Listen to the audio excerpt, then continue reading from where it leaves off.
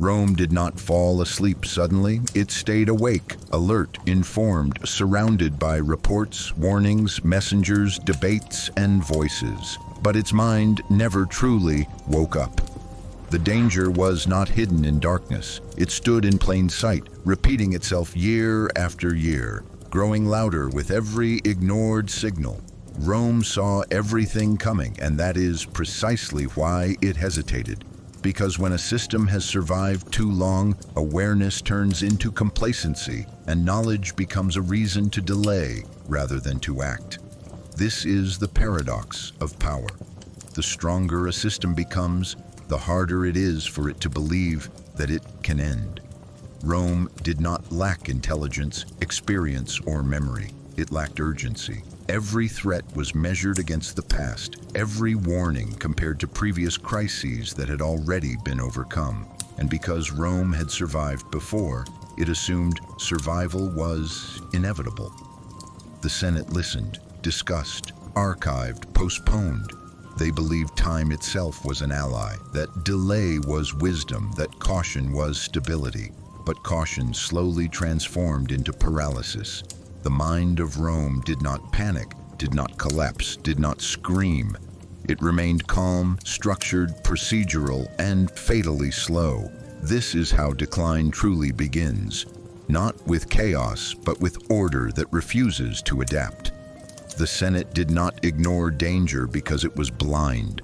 It ignored danger because acknowledging it fully would mean admitting that the world had changed, and that admission would shatter the foundations of authority built on continuity. Rome trusted its systems more than reality, its traditions more than present conditions, its memory more than evidence. And so warnings became noise, urgency became exaggeration, and those who spoke too early were dismissed as alarmists. The most dangerous moment in history is not when a society is weak, but when it still functions well enough to convince itself that nothing is wrong. Rome was strongest when it became most fragile because its confidence silenced doubt. The Senate believed that time could be managed, threats negotiated, reality delayed. But history does not wait for consensus. Collapse does not ask for permission. It arrives quietly while debates are still ongoing, while protocols are still followed, while everyone agrees that there is still time. Rome did not fail because it lacked answers. It failed because it asked the wrong questions. Instead of asking what was changing, it asked whether change was truly necessary.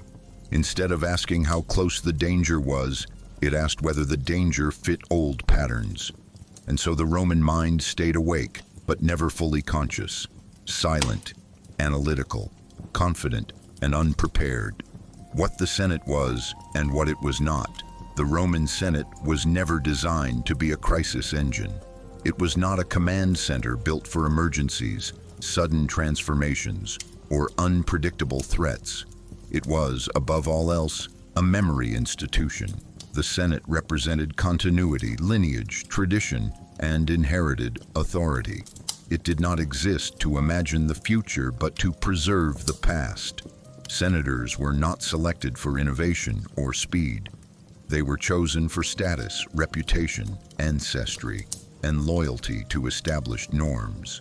In this sense, the Senate functioned less like a brain reacting to stimuli, and more like an archive guarding accumulated experience. Its greatest strength was stability, and its greatest weakness was that same stability when conditions changed. The Senate believed wisdom came from repetition, from precedent, from doing what had worked before. Change was not progress in Roman political culture. It was risk, and risk was seen not as courage, but as irresponsibility. The Senate did not ask what must be done now. It asked what has always been done. This made it effective in times of balance and deeply flawed in moments of disruption.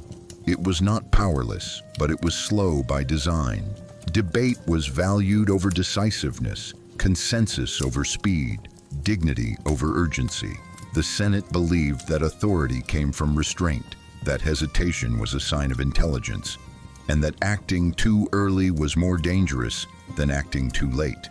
What the Senate was not is just as important.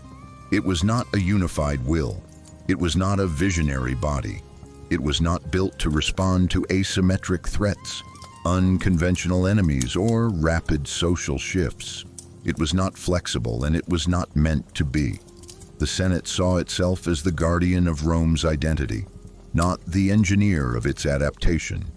To admit that Rome needed to fundamentally change was to admit that the Senate itself might no longer be sufficient. And so the institution protected not only the state, but its own relevance. This created a silent conflict between reality and authority. When reality demanded transformation, the Senate offered moderation. When urgency demanded action, the Senate offered discussion. It was an institution optimized for permanence in a world that had begun to accelerate. And because it had worked for centuries, no one inside it believed that its structure could be the problem. The Senate did not fail because it was corrupt or ignorant. It failed because it was exactly what it had always been, an organ of tradition operating in a moment that required reinvention. It has always been this way. The disease. One of the most dangerous illusions in history is the belief that continuity guarantees survival. For the Roman Senate, this belief was not a mistake. It was a habit, slowly turning into a disease. Every crisis was filtered through memory, every threat evaluated against past victories. Rome had faced enemies before. Rome had endured wars, famines, rebellions, conspiracies, and Rome had survived them all. This long record of endurance created a subtle but fatal assumption that survival was automatic, that whatever happened next would simply follow the same pattern as before. The Senate did not consciously deny danger. It reclassified it as familiar. And familiarity breeds delay. When warnings arrived, they were not treated as signals of rupture, but as echoes of earlier problems that had already been solved. The logic was simple and comforting. If Rome overcame this once, it will overcome it again. But history does not repeat itself in identical forms. It mutates, and institutions that expect repetition fail to recognize transformation. This mindset created what can be called the always syndrome. Always we have managed. Always the system has corrected itself. Always the legions have prevailed. Always the republic has endured. These statements were not lies. They were memories. But memory, when mistaken for foresight, becomes blindness. The Senate relied on precedent as if it were a shield, believing that experience alone was enough to navigate new realities. Instead of asking what was different, it asked what was similar. Instead of identifying change, it searched for reassurance. This turned adaptation into resistance. New threats were judged by old standards. Unconventional enemies were measured using outdated assumptions. Structural problems were dismissed because they did not resemble previous collapses. The Senate trusted patterns more than evidence, tradition more than observation. The danger of this disease lies in its subtlety. It does not announce itself as denial. It presents itself as wisdom. Caution appears rational. Skepticism toward alarm seems responsible. Those who warn too early are labeled dramatic, impatient, or politically motivated. In Rome, urgency was often interpreted as ambition, and ambition was feared more than stagnation. It was safer to wait, safer to debate, safer to do nothing than to act decisively and risk being wrong. The Senate believed that time would clarify the situation, but time does not clarify. It amplifies. By the time danger becomes undeniable, options have already narrowed. This mindset also protected power. To accept that this time is different would mean admitting that inherited knowledge was insufficient. It would mean acknowledging that experience had limits, that the world was changing faster than the institution could respond. Such an admission threatens legitimacy, and so the Senate unconsciously defended its authority by defending the idea of continuity. If Rome was still Rome, then the Senate was still necessary. If the rules still worked, then the guardians of those rules remained relevant. The disease of always was not just psychological, it was political. History shows that collapse rarely comes from ignorance. It comes from overconfidence in what once worked. The Roman Senate did not fail because it forgot the past. It failed because it could not imagine a future that broke from it. By the time reality proved that things were no longer the same, the habit of delay had already hardened into destiny. Rome did not fall because it faced unprecedented challenges. It fell because it treated unprecedented challenges as if they were routine.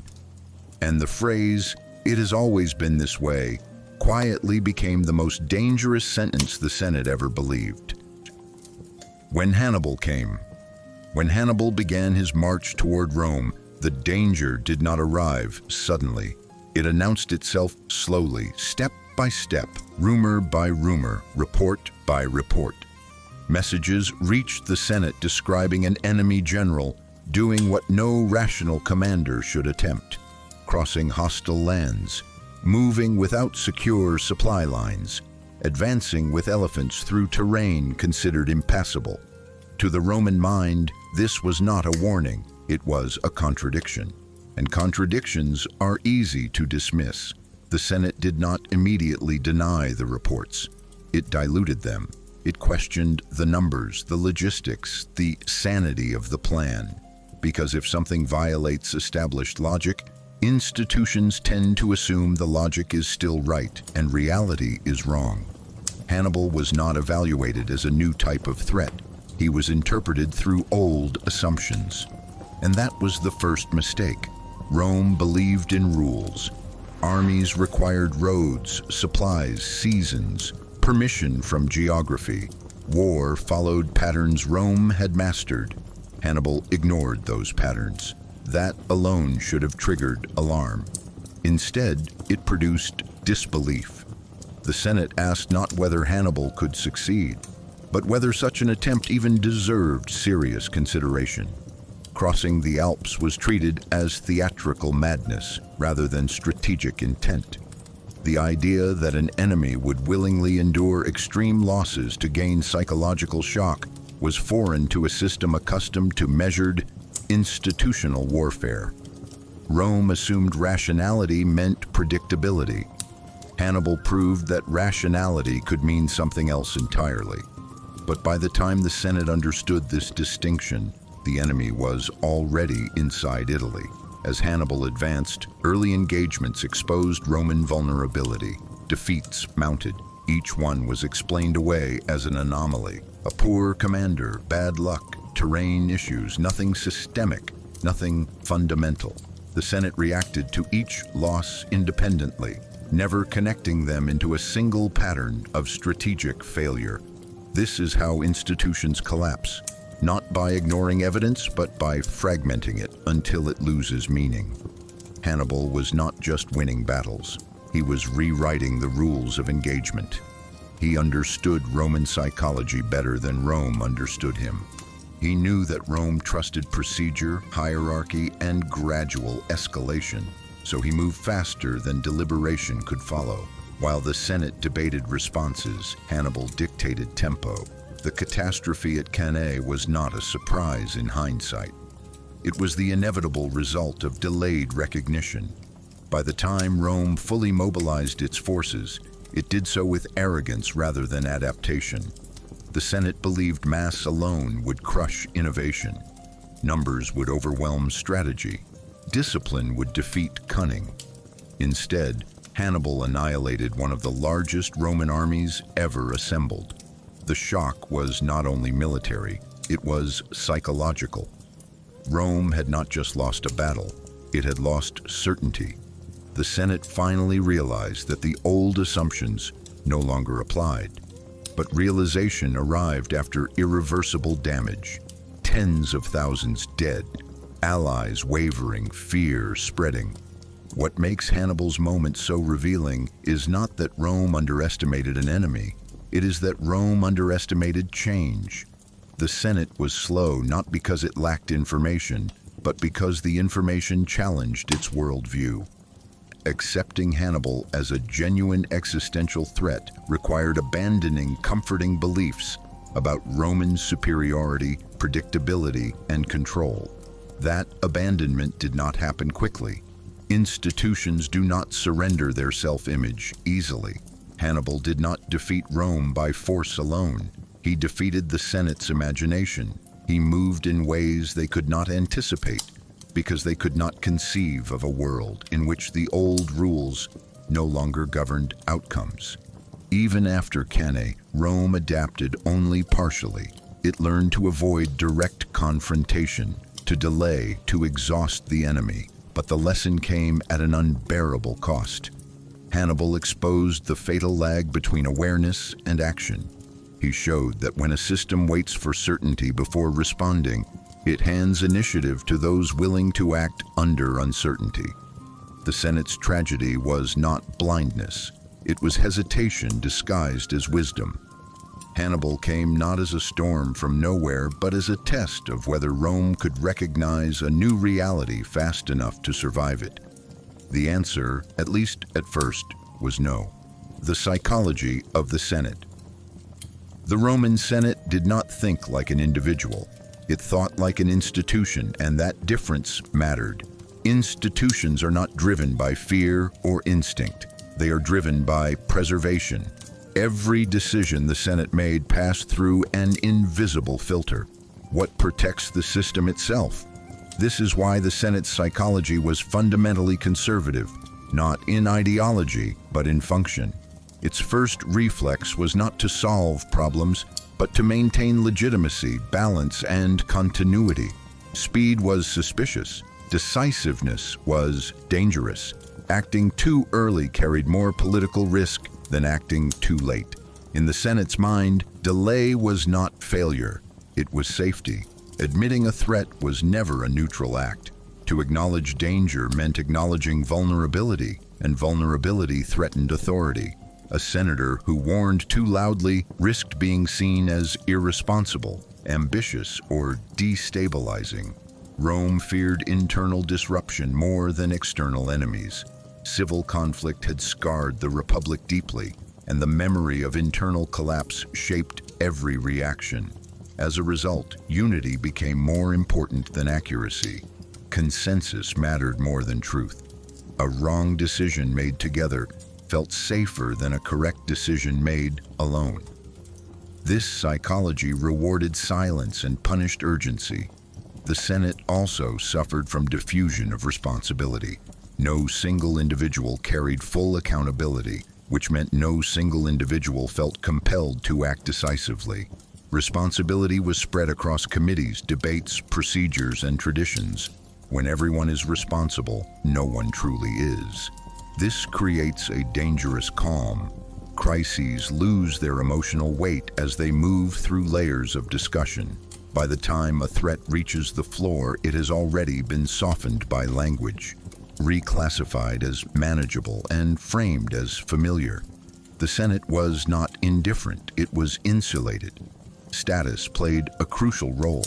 Senators were men who had survived long careers by avoiding extremes. They learned that survival in politics meant patience, alignment, and careful positioning. Radical action was associated with tyrants and demagogues, not statesmen. The worst accusation in Roman political culture was not incompetence, but recklessness. And so senators learned to speak cautiously, to frame danger as distant, to recommend observation rather than intervention.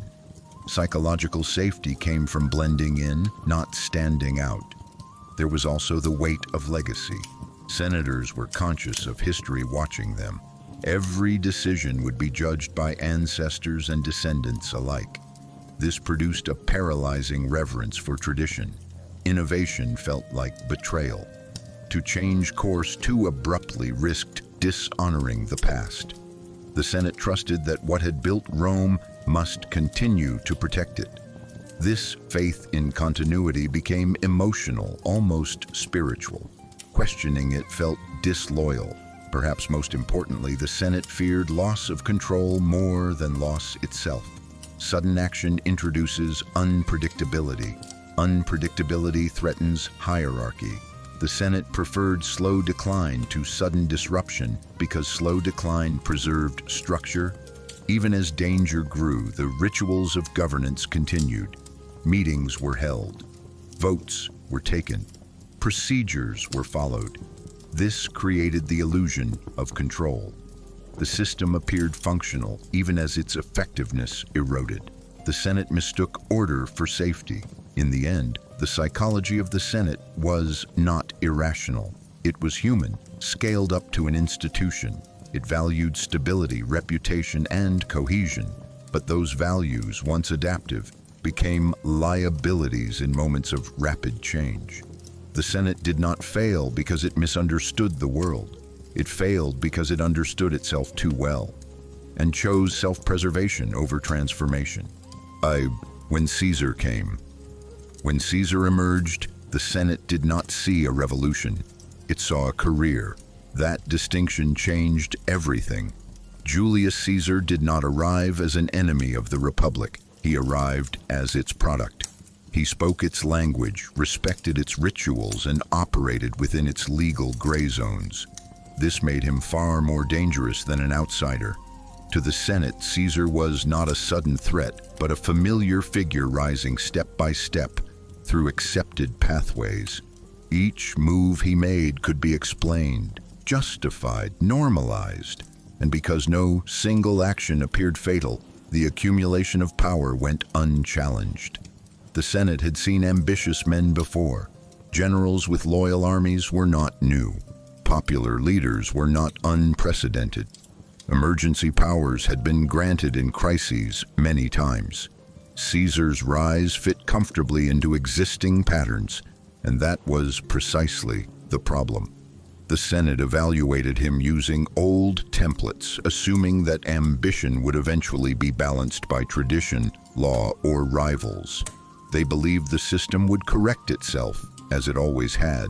What they failed to understand was that Caesar was not exploiting a weakness. He was revealing one. The Republic depended on restraint, but restraint only works when ambition respects limits. Caesar did not. As Caesar gained military success and public support, the Senate hesitated.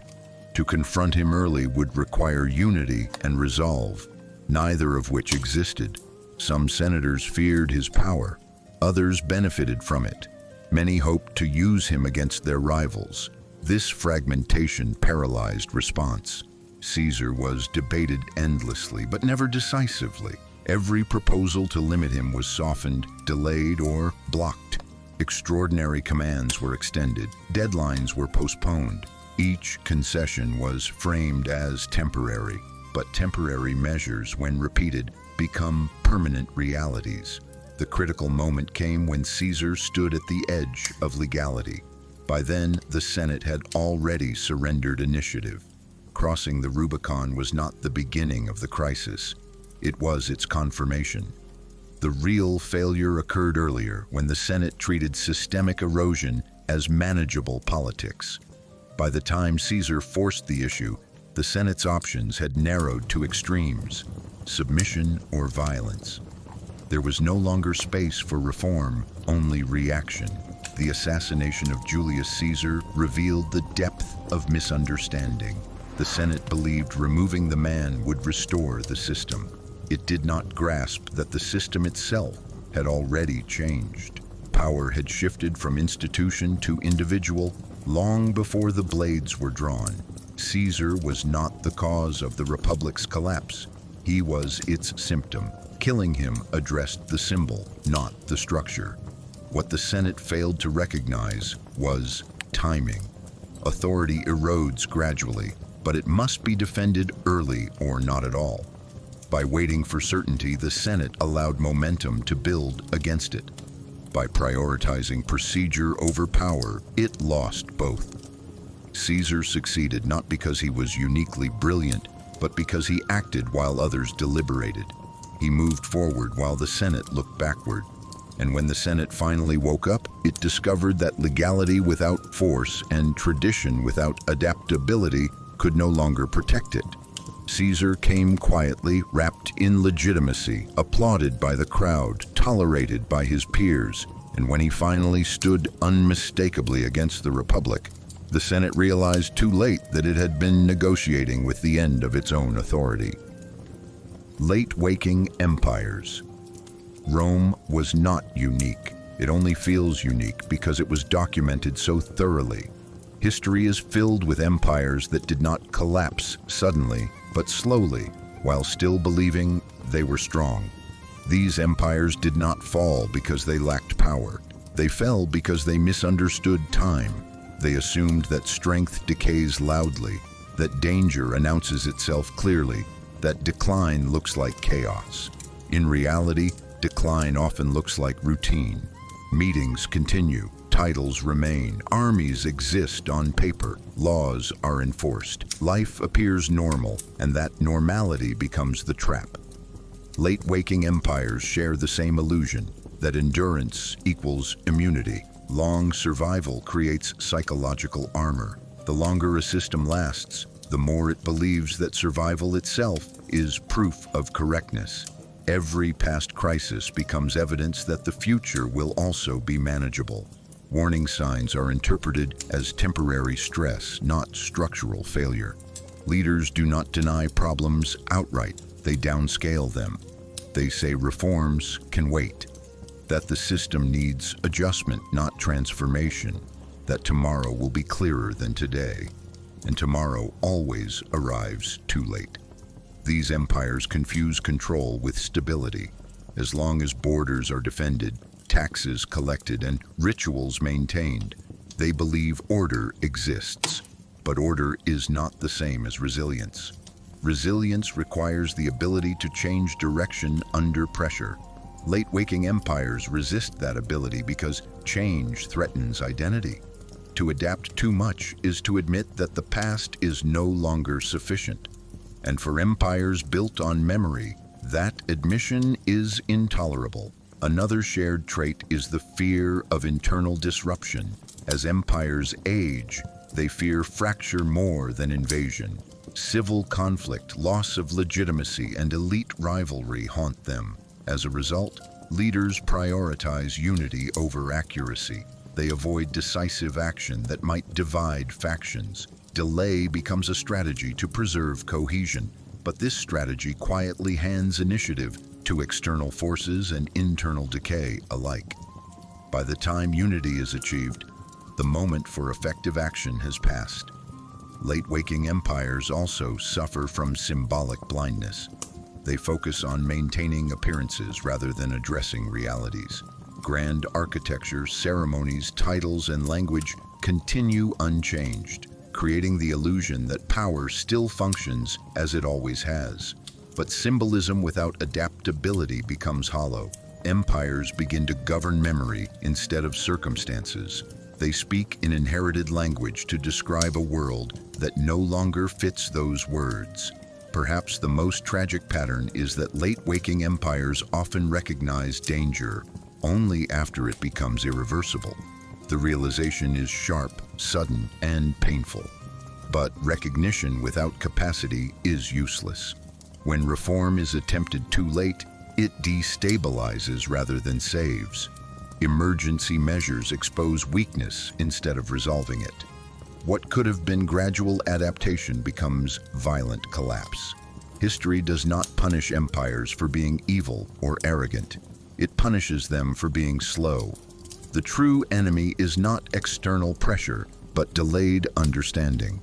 Rome, like many before and after it, believed it had time.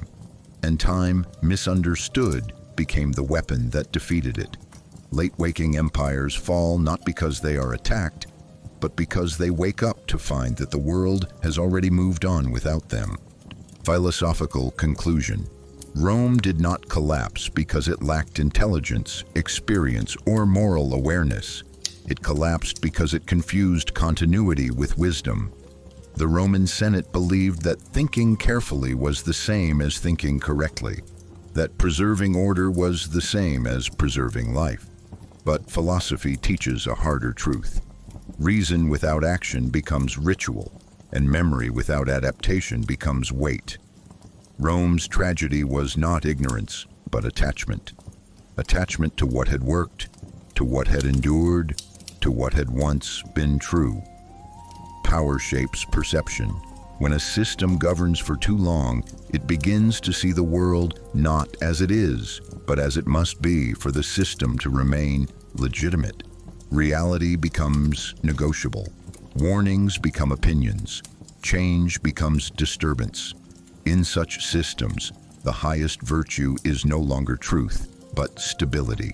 And stability, when elevated above all else, becomes the enemy of survival.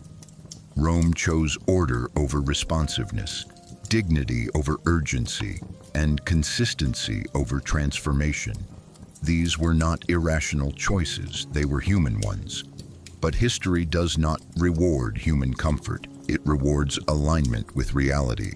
The deepest philosophical lesson of Rome is this: decline does not announce itself as decline. It arrives disguised as normality. It speaks in familiar language. It respects tradition. It follows procedure.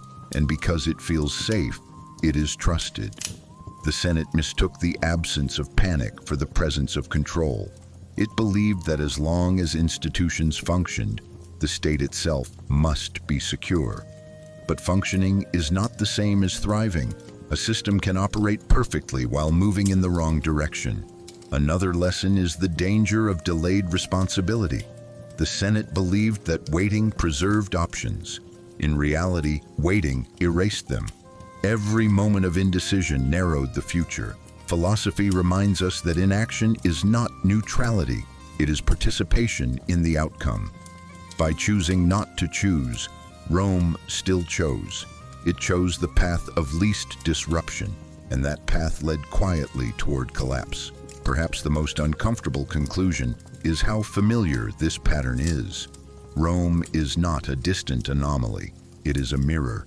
Any system that values its own preservation above truth will eventually fail to recognize when preservation requires change.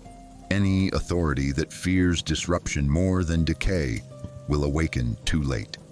The Roman Senate was not corrupted by evil intentions, but by self-protective rationality. It reasoned itself into irrelevance. In the end, Rome teaches that the greatest danger is not the external enemy, but the internal belief that tomorrow will resemble yesterday. Philosophy does not ask us to abandon tradition, but to question when tradition stops serving life. Rome could not ask that question in time, and history, indifferent and patient, answered it for them. Are we waking up too late? This question is uncomfortable, precisely because it does not belong to the past. Rome is not a warning frozen in history. It is a pattern that repeats wherever systems grow, confident enough to mistake stability for permanence. We, like the Roman Senate, are surrounded by information. Warnings are everywhere. Reports, data, forecasts, expert analyses, visible cracks in social, political, and ecological structures. Nothing is hidden, and yet action lags behind awareness. We know more than any society before us, but we hesitate just as long. The problem is not lack of knowledge. It is the cost of accepting what knowledge implies. Just as in Rome, admitting danger today carries consequences. It means acknowledging that familiar systems may no longer be sufficient, that progress may have created fragility, that comfort may be unsustainable, and these admissions threaten identity. Institutions, governments, corporations, even individuals resist such realizations because they demand change, sacrifice, and uncertainty. It feels safer to debate, to postpone, to wait for clearer signs. But clearer signs usually appear only after damage becomes undeniable. Modern societies share the same psychological defenses as ancient ones. We normalize warnings by repetition. We call crises temporary. We compare them to past scares that did not end in catastrophe. We trust that technology, markets, or future reforms will resolve what present courage avoids. Like Rome, we rely on systems designed for stability to solve problems created by acceleration. And when those systems struggle, we respond not by transforming them, but by defending them more fiercely. The most dangerous belief we share with Rome is the belief that there is still time. Time feels abundant when daily life continues, when routines remain intact, when collapse has not yet disrupted normality. But history shows that the moment when everything still works is often the moment of greatest vulnerability. By the time disruption is undeniable, adaptation becomes far more painful and far less effective. This is not a call to panic, but to awareness of how delay operates. Rome did not fall because its leaders were malicious or foolish. They fell because they acted rationally within a framework that no longer matched reality. We risk the same fate when we prioritize comfort over responsiveness, cohesion over honesty, and procedure over courage. The lesson of Rome is not that collapse is inevitable, but that awakening must come before certainty. Systems that wait to be proven wrong are usually proven too late. The question then is not whether we face dangers, it is whether we are willing to recognize that awareness without action is its own form of blindness. Rome woke up when it no longer mattered. History will judge us not by what we knew, but by when we chose to act. Why were the warners silenced? Those who warn early are rarely welcomed. In Rome, as in many systems before and after it, early warning was not treated as responsibility. It was treated as disruption. The problem was not that the Senate did not hear the warnings. It was that it heard them too soon, and timing in politics is everything. A warning delivered before consensus feels premature. A warning delivered before visible damage feels exaggerated, and a warning delivered before permission feels dangerous. In the Roman Senate, to warn was to accuse, not openly, but implicitly. Every warning suggested that someone had failed, that the system was unprepared, that authority had misjudged reality. This made warnings politically toxic. They did not simply describe a threat, they threatened reputations. Senators who spoke too clearly risked being seen not as protectors of Rome, but as critics of Rome's leadership. And criticism, even when accurate, was interpreted as ambition or disloyalty. There was also a deep fear of panic. The Senate believed that stability depended on calm, and calm depended on controlling narrative. Early warnings disrupted that control. They introduced uncertainty before the system had decided how to frame it. In Roman political culture, order was moral. Panic was seen not as a reaction to danger, but as a failure of discipline. Those who warned too forcefully were accused of undermining confidence, weakening morale, or stirring fear among the people. Silence, in contrast, was framed as responsibility. Another reason warners were silenced was that truth arrives asymmetrically. The first people to notice danger are often isolated. They see fragments before patterns are widely visible. Institutions, however, trust collective recognition over individual insight. A single voice is easy to dismiss. 10 voices are debatable. 100 voices become undeniable. But by then, the moment for prevention has passed. Rome waited for agreement, not accuracy, and agreement always arrives late. Warnings also threatened hierarchy. Roman politics was deeply status-driven. Authority flowed from rank, age, and lineage, not from insight. When a lower status figure warned higher authorities, the message was often rejected, not because it was wrong, but because of who delivered it. To accept the warning would invert the hierarchy, granting legitimacy to someone outside the established order. Institutions instinctively resist such inversions. It feels safer to dismiss the message than to elevate the messenger.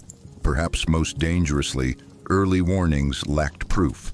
They relied on projection, interpretation, and imagination. Institutions distrust imagination. They prefer evidence that can be counted, verified, and archived. But existential threats rarely announce themselves with certainty. They appear as trends, shifts, weak signals. Those who speak about them must rely on judgment rather than data. In Rome, this made warners vulnerable. Without undeniable proof, their claims could be reframed as speculation, and speculation in political language is easily neutralized. Over time, a culture of silence formed. Senators learned that caution was rewarded and urgency punished. Speaking too early carried social and political costs, while waiting carried none, at least initially. This created a perverse incentive structure. The system trained its members not to see clearly, but to speak safely. Truth became something to be shared quietly, privately, too late. Publicly, the acceptable posture was restraint. History shows that this pattern is not accidental. Systems silence early warners because early warning threatens the illusion of control. It forces confrontation with uncertainty, responsibility, and change. And change is always more frightening than danger itself. Rome did not silence its warners because it hated truth. It silenced them because truth arrived before the system was emotionally ready to accept it. By the time warnings became popular, they were no longer warnings. They were confirmations. And confirmations do not save systems, they explain why they failed. The invisible gap between the Senate and the people. The Roman Senate believed it governed Rome, but in reality it governed an idea of Rome, one that increasingly diverged from the lives of ordinary people. This gap was not sudden, and it was not intentional. It formed slowly through distance, insulation, and privilege. Senators lived in a different Rome. Their city was made of marble halls, inherited estates, political alliances, and controlled debates. The people lived in a Rome of rising prices, military conscription, unstable grain supplies, and daily uncertainty. Both groups spoke of the same republic, but they experienced entirely different realities. The Senate received information through reports, summaries, and intermediaries. The people experienced reality directly. Hunger did not arrive as a document. Fear was not a discussion point. Economic pressure was not theoretical. But when lived experience passed upward through the system, it was filtered, softened, and translated into administrative language. Urgency lost its emotional force. Suffering became data. By the time the Senate debated popular discontent, that discontent had already hardened into resentment. This created a dangerous misunderstanding. The Senate assumed silence meant stability. As long as the streets were not in open revolt, the system was considered functional. But silence among the people was not consent. It was endurance. The lower classes had learned that speaking carried risk and rarely produced change. Their quiet was interpreted as acceptance, when in fact it was exhaustion. The Senate mistook patience for loyalty. Elites often believe they represent the people simply by speaking on their behalf. But representation without proximity becomes abstraction. Senators debated what the people needed without living among them. They discussed reforms without feeling consequences. Over time, this created a moral disconnect. Policies were judged by elegance and legality, not by impact. The Senate believed it was being rational, while the people felt ignored. This gap also distorted threat perception. When the people sensed danger, economic collapse, social instability, loss of trust, they reacted emotionally and early. The Senate reacted intellectually and late. Emotion was dismissed as irrational. Fear was labeled exaggeration. But fear is often the first indicator of structural stress. By rejecting the emotional signals of the population, the Senate blinded itself to early warnings that no report could capture. Populist figures understood this gap instinctively. They spoke directly to lived experience rather than institutional logic. This terrified the Senate, not because populists were always wrong, but because they bypassed the Senate's control over narrative. When the people listened elsewhere, the Senate felt its authority eroding. Instead of closing the gap, it tried to suppress its visibility. The result was deeper alienation. The tragedy is that the Senate believed it was protecting Rome from chaos, while the people increasingly felt Rome was no longer protecting them. This mutual misunderstanding weakened both sides. Trust dissolved quietly. By the time conflict became visible, it was already embedded. Empires do not collapse only when institutions fail. They collapse when institutions and people stop sharing the same reality. Rome reached that point long before it fell. The Senate spoke of order. The people felt disorder, and between those two perceptions, an invisible gap widened, one that no law, debate, or tradition could bridge once it was ignored for too long. When laws function, but justice stops. One of the most dangerous moments in the life of a system is not when laws are broken, but when laws function perfectly while justice quietly disappears. In Rome, legality survived long after legitimacy began to erode. Procedures were followed, votes were taken, offices were filled according to tradition. From the outside, the Republic looked orderly, but order is not the same as fairness, and legality is not the same as justice. The Senate relied on law as proof that the system was still healthy, even as the moral substance beneath those laws hollowed out. Roman law was sophisticated, precise, and deeply respected. That precision became a shield. As long as actions could be justified legally, their consequences were treated as acceptable. Decisions that harmed large portions of the population were defended with technical correctness. Exploitation became lawful. Inequality became procedural. Suffering became compliant with regulations. This created a chilling inversion. Injustice was no longer seen as injustice if it followed the rules. The law did not restrain power, it legitimized it. The Senate increasingly confused moral responsibility with legal compliance. Senators asked not whether a decision was right, but whether it was permitted. Once legality replaced conscience, accountability faded. The law became a language for avoiding responsibility rather than assuming it. When confronted with the harm their decisions caused, senators pointed to statutes, precedents, and procedures. The system spoke for them. And because the system was abstract, no one could be held personally responsible. This legalism also slowed response to crisis. Justice often demands speed, flexibility, and moral clarity. Law demands process, verification, and restraint. In stable times, this balance works. In times of crisis, it becomes fatal.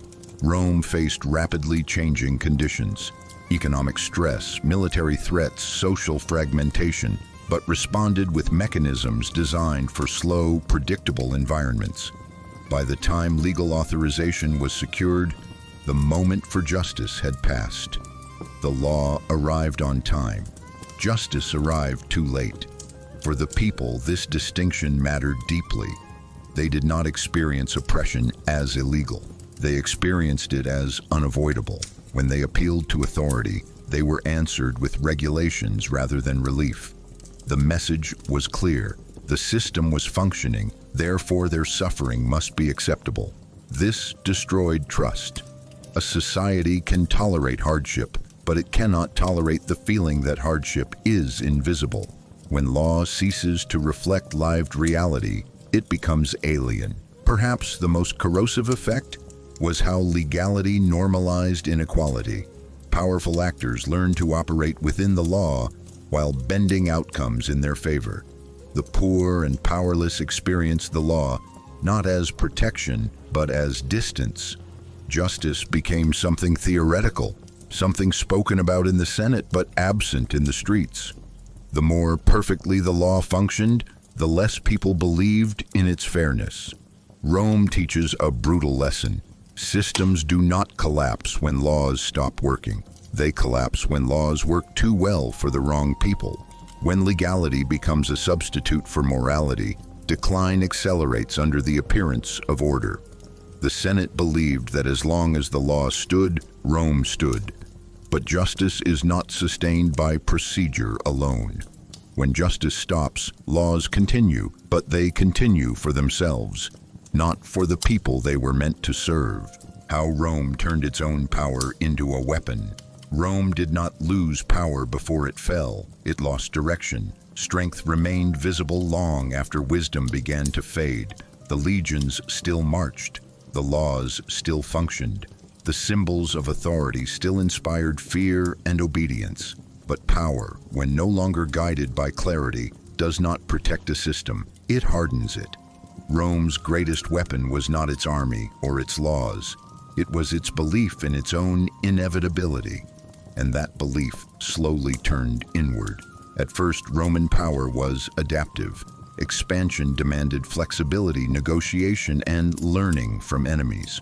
Rome absorbed tactics, cultures, and institutions from those it conquered. Power was a tool for survival. But as Rome grew, survival became assumed. Power stopped being questioned. It became identity. Rome no longer asked whether its strength served the Republic. It assumed the Republic existed to preserve strength. This inversion changed everything. Power began to silence doubt. When a system is strong, criticism feels unnecessary. Warning feels disloyal. Hesitation feels like weakness. Rome's dominance created a psychological shield against self-examination. Because Rome had overcome so many threats, it believed that future threats must be manageable. This made power dangerous. It transformed confidence into arrogance and caution into denial. Strength stopped listening. Rome also turned power into a weapon against adaptation. Institutions designed to defend the Republic began defending themselves instead. Military success justified political rigidity. Economic dominance excused inequality. Legal authority legitimized delay. Every display of strength reduced the perceived need for change. Power became a reason to remain the same. The stronger Rome appeared, the less urgency it felt to evolve. Internally, power was used to suppress instability rather than resolve its causes. Dissent was framed as threat. Reform was treated as disruption. The Senate feared internal fracture more than external defeat. As a result, Rome applied its strength inward, enforcing order without addressing decay. This created the illusion of control, while accelerating erosion beneath the surface. Power kept the structure standing, even as the foundation weakened. Externally, Rome relied on intimidation long after persuasion would have been wiser. Dominance replaced diplomacy. Fear replaced loyalty. Allies obeyed, but no longer believed. And when power is maintained through pressure rather than trust, it must be constantly applied. This exhausts the system. Power becomes expensive. Each act of enforcement requires more force than the last. Rome became trapped in its own strength. Perhaps the most destructive transformation was how power altered Rome's relationship with time. Strength created patience where urgency was needed. Rome believed it could afford delay because it could absorb shocks. But power does not stop change. It only delays its consequences. By the time power could no longer compensate for structural weakness, collapse was sudden and violent. Rome did not fall because it became weak. It fell because it weaponized its strength against reality. Power, once a means of survival, became a substitute for understanding. And when power replaces reflection, it turns from shield to blade, cutting inward, dulling judgment, and ultimately striking the system that wields it. Why is danger always called tomorrow? Danger is rarely denied outright. It is postponed. In Rome, as in every complex system, threats were not rejected. They were scheduled. They were placed safely in the future, away from the discomfort of immediate responsibility. Calling danger tomorrow was not ignorance. It was strategy, a psychological maneuver that allowed leaders to acknowledge risk without paying the cost of action. Tomorrow sounds reasonable. Tomorrow feels controlled. Tomorrow implies time, options, and preparation. But tomorrow, repeated often enough, becomes a trap. The human mind is built to prioritize the present. Immediate stability feels more real than distant catastrophe. For the Roman Senate, acting now meant disruption, political conflict, social unrest, personal risk. Waiting promised comfort. As long as danger had not yet arrived, it could be debated, measured, reframed. By labeling threats as future problems, the Senate protected itself from the anxiety of decisive action. Delay became a form of emotional regulation. Institutions amplify this tendency. Collective decision-making dilutes urgency. When responsibility is shared, action feels less personal. Each member waits for others to move first. Tomorrow becomes the compromise between awareness and courage. It allows leaders to appear responsible without committing. In Rome, this produced endless observation without intervention. Threats were acknowledged but not confronted. The Senate mistook discussion for progress. There is also the illusion of reversibility. Tomorrow suggests that choices remain open. Acting today feels final. It closes paths, creates enemies, sets precedents. Waiting preserves flexibility, or so it seems. In reality, delay narrows options. Circumstances evolve independently of decisions. By the time tomorrow arrives, the conditions that made action effective may have vanished. The Senate believed time was neutral. It was not. Time always favors momentum. Another reason danger is postponed is fear of being wrong. Acting early carries reputational risk. If the threat does not materialize, the decision appears foolish. Waiting allows leaders to claim prudence. In Roman political culture, restraint was rewarded more than foresight. Those who warned early were criticized if events unfolded slowly.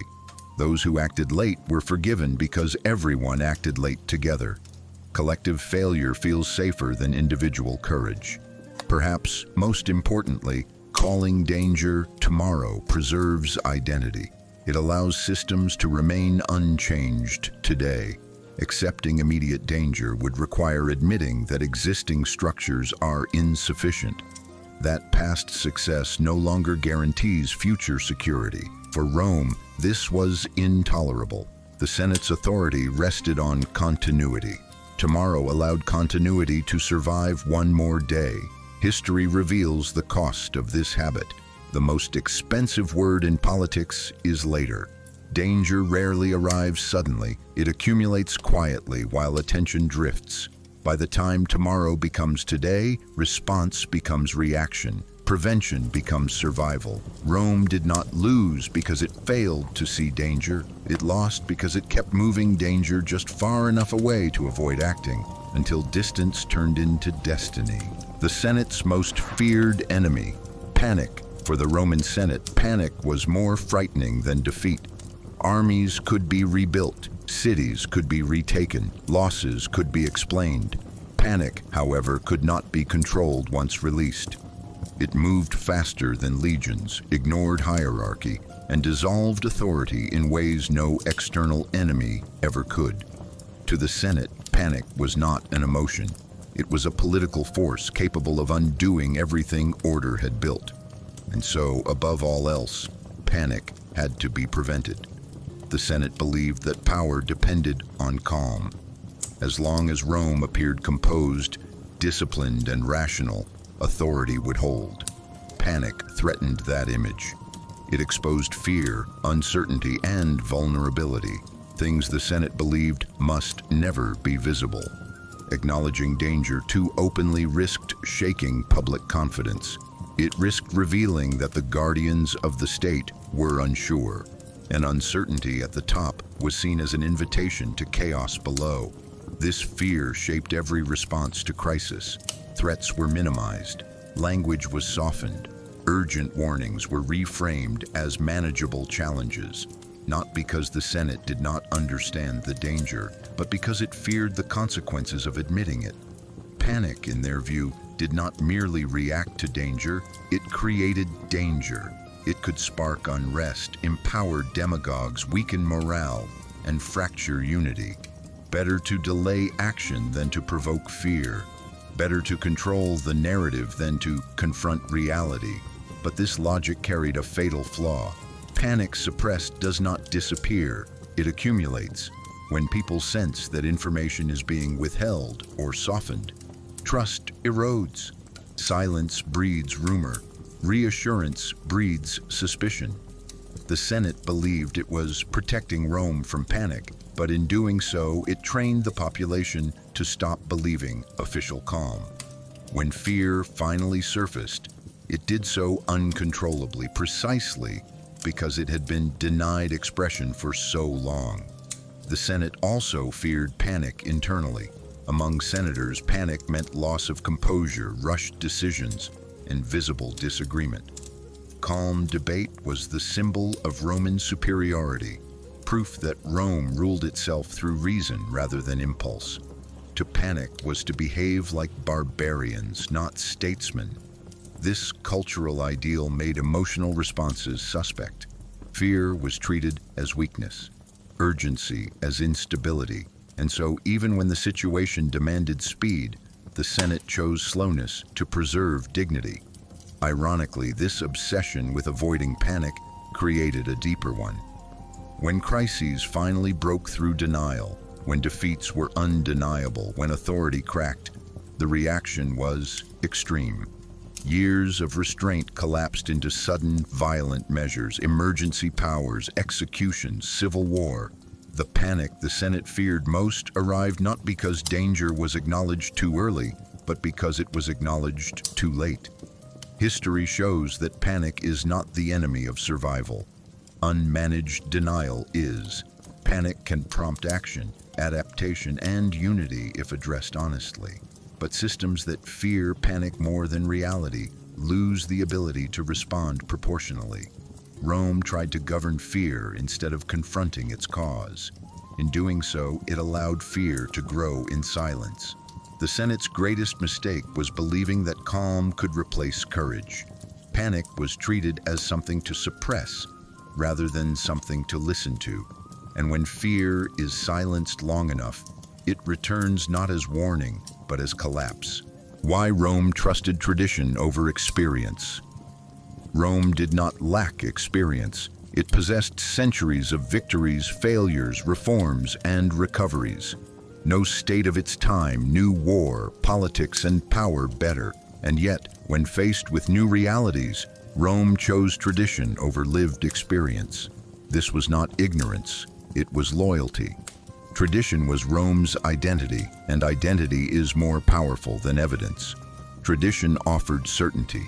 Experience offered ambiguity. Experience changes with circumstances. Tradition promises continuity. For the Roman Senate, tradition was not simply custom, it was legitimacy. Authority flowed from ancestors, rituals, and inherited practices. To question tradition was to question the moral right to rule. Experience could suggest that something no longer worked, but tradition insisted that it must continue working because it always had, and always carried more weight than now. Experience is disruptive. It forces reassessment. It demands adaptation. Tradition is comforting. It reduces uncertainty by providing fixed answers. In moments of stress, Rome retreated into the familiar. Instead of asking what the present required, the Senate asked what the past permitted. This made tradition a filter through which experience was interpreted. New evidence was accepted only if it fit old frameworks. If it did not, it was dismissed as anomaly. There was also fear embedded in tradition. Roman history was marked by civil war, tyranny, and internal collapse. Traditions had emerged as safeguards against chaos. They were seen as barriers protecting the Republic from itself. Changing them felt dangerous. Even when experience suggested reform, tradition warned of instability. The Senate believed it was safer to endure inefficiency than to risk transformation. Tradition also protected hierarchy. It preserved status, privilege, and power distribution. Experience does not respect rank. It exposes reality regardless of position. Tradition, however, reinforces who gets to decide. By privileging tradition over experience, the Senate protected not only the system, but its own place within it. Adaptation threatened to elevate new voices and diminish old ones. Resistance to change was therefore both ideological and personal. Perhaps most importantly, tradition slowed moral responsibility. Experience often produces urgent ethical demands. Tradition absorbs those demands into ritual. It turns questions into procedures. This allowed Rome to feel morally grounded while avoiding difficult choices. The Senate could claim virtue through continuity, even as conditions deteriorated. Rome's tragedy was not that it honored tradition, but that it mistook tradition for truth. Experience was treated as noise unless it echoed the past. When reality finally broke through tradition's defenses, it did so violently. Rome did not fail because it forgot its history. It failed because it allowed history to replace perception. Tradition can preserve a system, but only when it remains responsive to experience. When tradition becomes an end in itself, it ceases to guide and begins to blind. Rome trusted tradition to protect it. Instead, tradition protected the past, while the future slipped away. What an empire looks like as it collapses from within. An empire does not announce its collapse. It performs it quietly while appearing intact. From the outside, everything still seems to function. Borders exist. Laws are enforced. Officials hold titles. The symbols of power remain impressive. Collapse from within is not a visible event. It is a process of erosion hidden behind routine. The most dangerous phase is when the empire still looks strong enough to deny its own weakness. The first sign is not chaos, but repetition. The same solutions are applied to new problems regardless of context. Language becomes stale. Leaders repeat familiar phrases while reality shifts beneath them. Innovation is treated as disruption, not necessity. Experience is filtered through tradition until it loses relevance. The empire stops learning and begins remembering. The second sign is institutional fatigue. Structures remain, but purpose fades. Offices are filled, yet decisions lack conviction. Responsibility becomes symbolic rather than real. Rules are followed without understanding why. Governance turns into maintenance. The system is no longer steering, it is drifting while preserving form. Next comes the separation between appearance and substance. Success is measured by optics rather than outcomes. Ceremonies replace solutions. Public statements emphasize stability, while private confidence erodes. Leaders speak of continuity while quietly managing decline. The empire becomes expert at appearing functional while losing effectiveness. Another key sign is the moral hollowing of authority. Laws continue, but justice becomes selective. Power protects itself rather than the population. Inequality becomes normalized. Those at the center feel insulated, while those at the margins feel abandoned. Trust erodes silently. People comply not because they believe, but because resistance feels futile. Fear of change intensifies. Reform is postponed.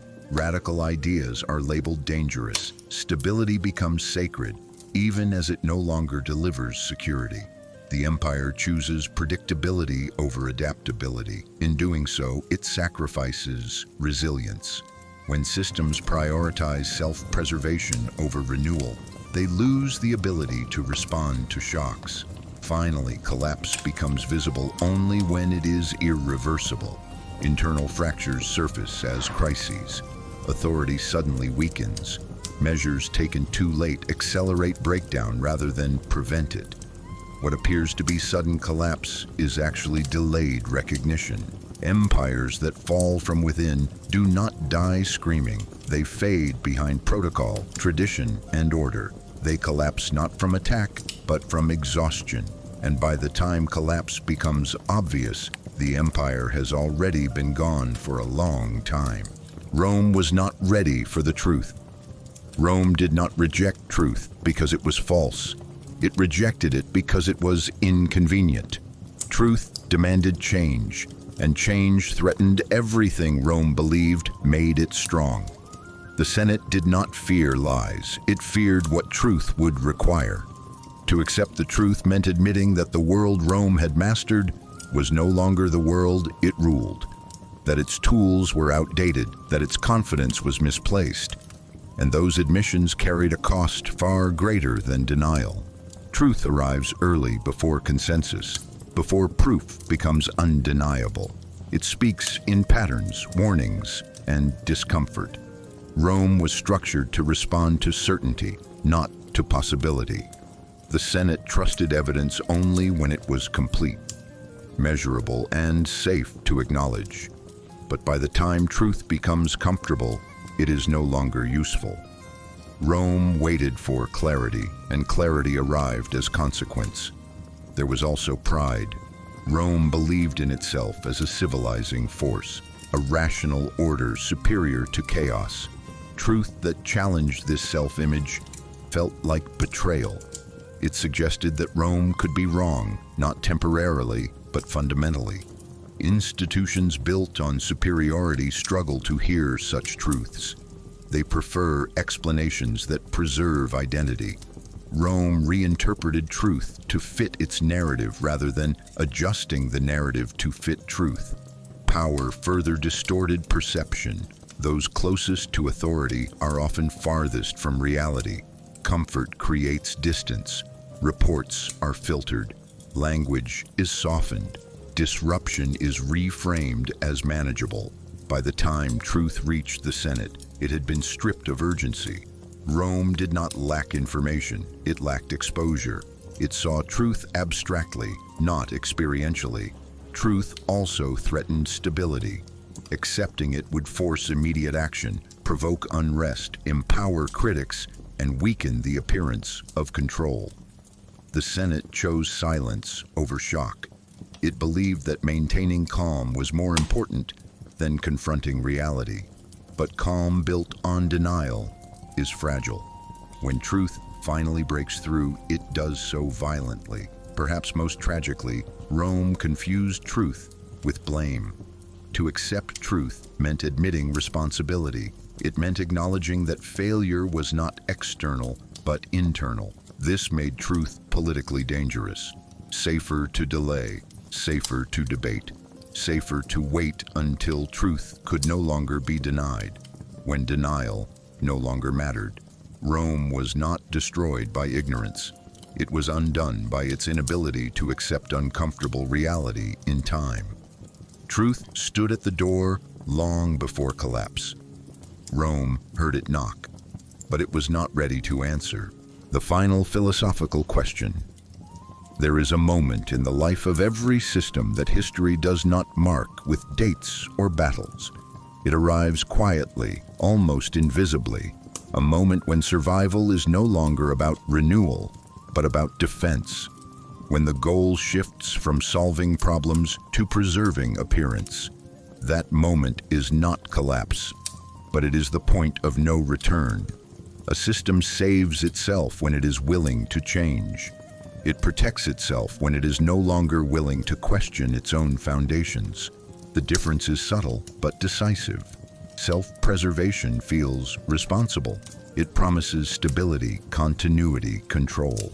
But beneath that promise lies fear. Fear of disruption, fear of loss, fear of admitting that what once worked no longer does. When a system chooses protection over transformation, it trades future survival for present comfort. At that point, the system still functions, Laws still operate, offices still exist, language still sounds confident. From the outside, nothing appears broken, but internally, movement has stopped. Energy flows not toward adaptation, but toward containment. Problems are managed, not resolved. Truth is delayed, not confronted. The system becomes very good at staying the same and very bad at staying alive. This is the most dangerous phase because it feels like wisdom. Caution is praised. Restraint is rewarded. Those who push for change are framed as threats. Stability becomes a moral virtue, even as reality shifts beyond recognition. The system does not realize it is dying because death does not look like failure. It looks like order without meaning. So is the system already finished at that point? Not technically.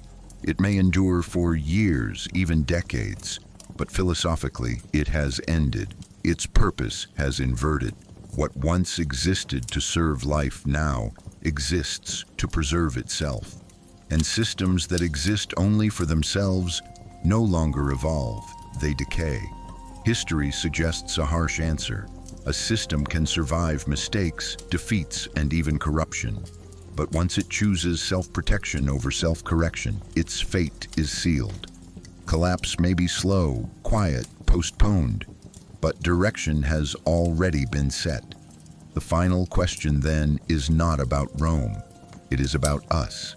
About any institution, society, or belief that fears change more than irrelevance. The moment self-preservation replaces self-examination is the moment history begins to write the ending. Long before anyone realizes, the story is over. Why did those who remained still believe? Belief does not disappear when reality collapses. It often grows stronger. The closer a system comes to the end, the more fiercely some people cling to it. This is not ignorance. It is survival psychology. When everything familiar begins to dissolve, belief becomes shelter.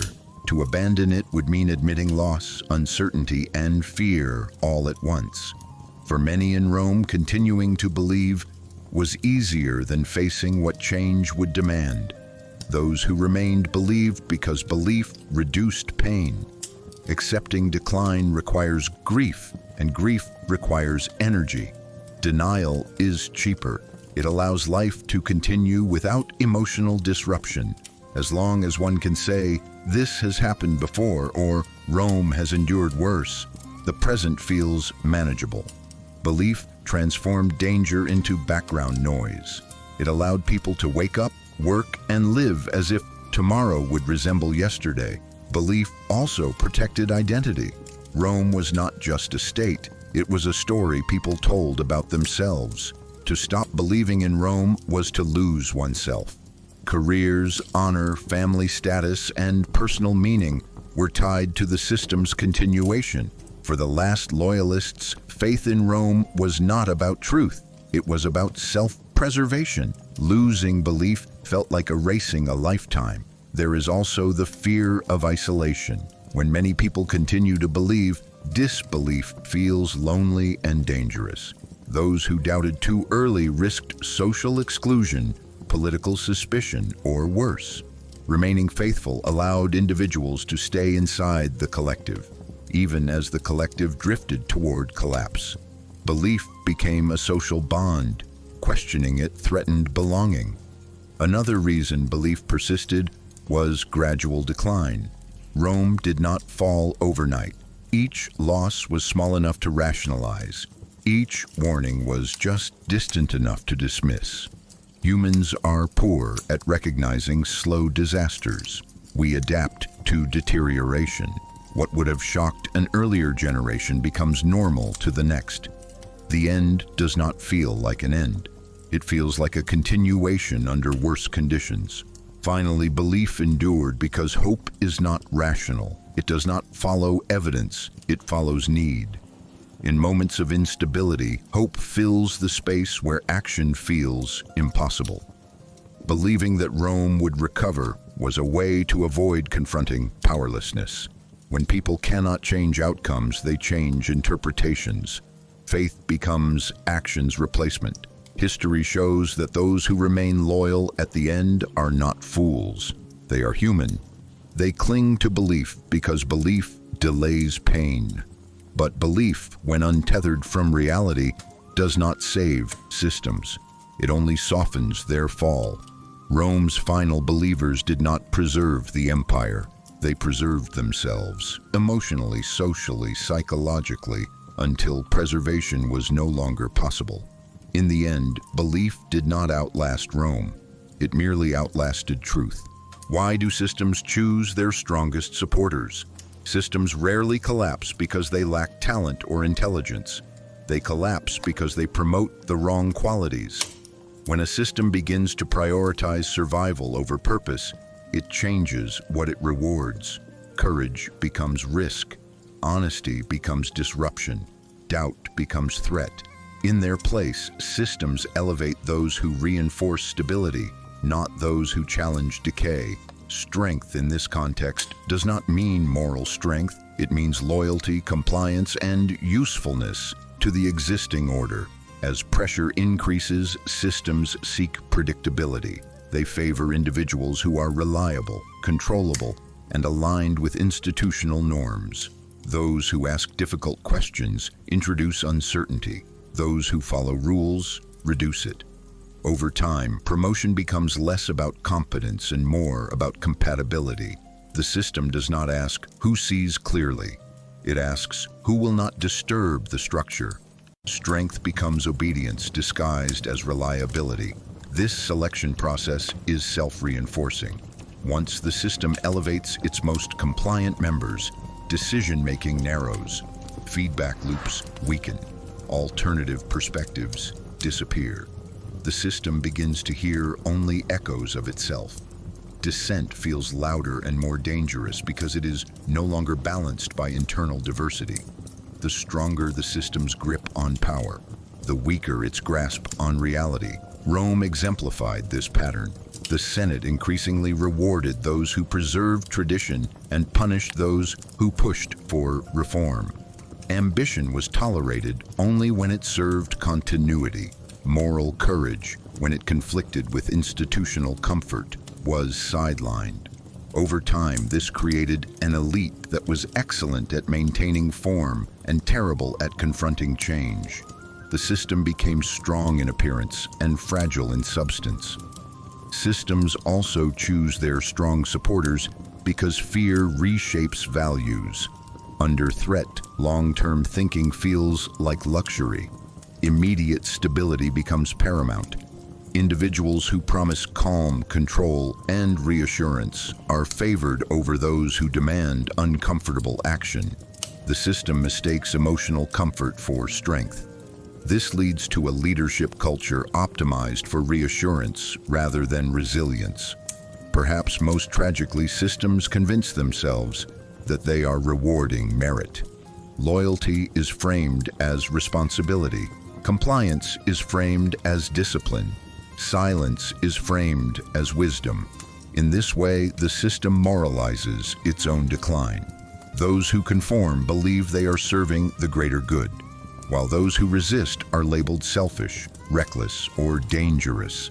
In the end, systems choose their strongest supporters not because they are blind, but because they are afraid. Afraid of fragmentation, afraid of loss of control, afraid of admitting that strength itself may need to be redefined. But strength that serves preservation without renewal is not strength. It is stagnation. History shows a consistent outcome.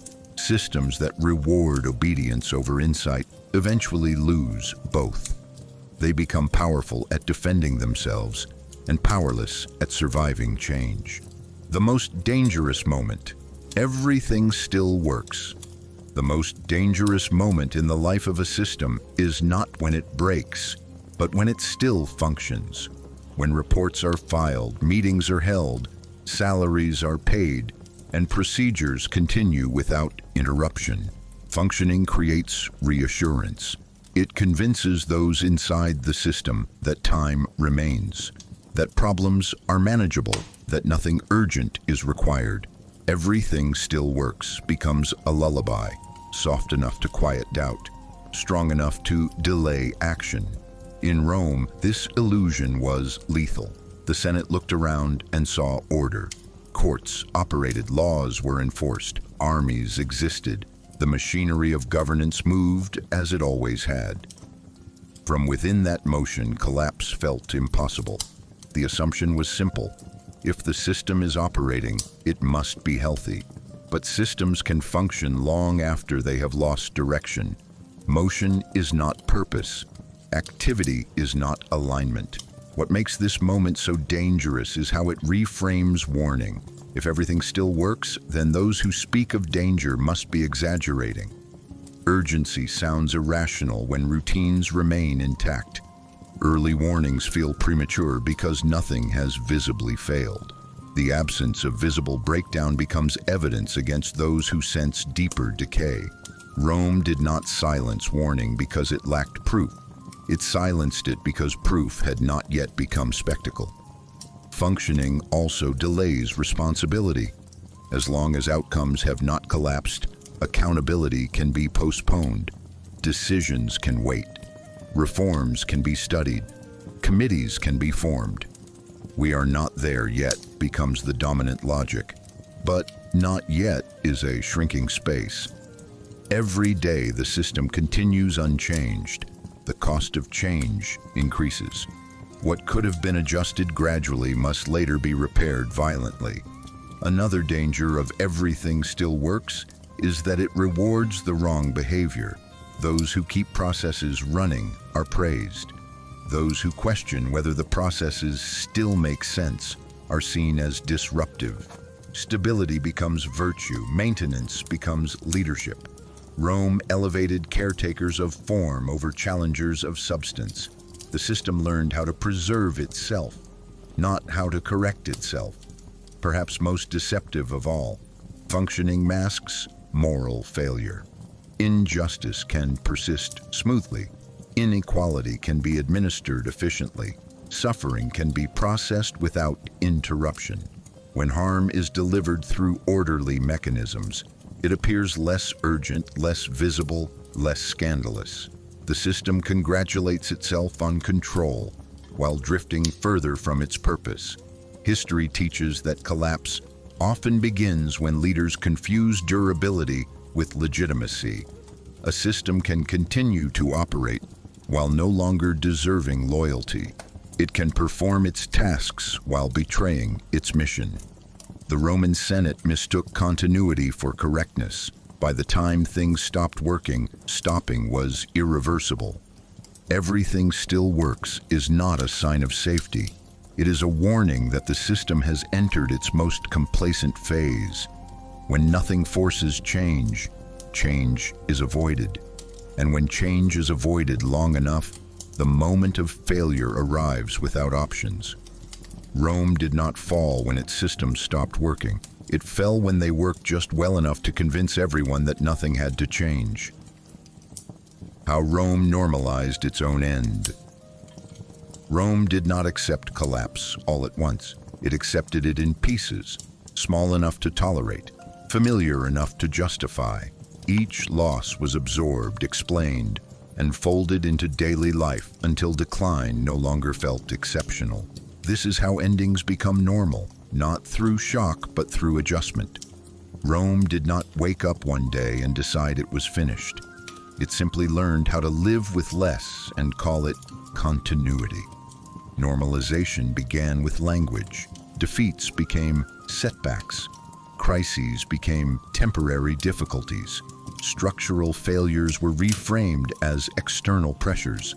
Words softened reality until reality lost its sharpness. When a system changes how it names problems, it changes how it feels about them.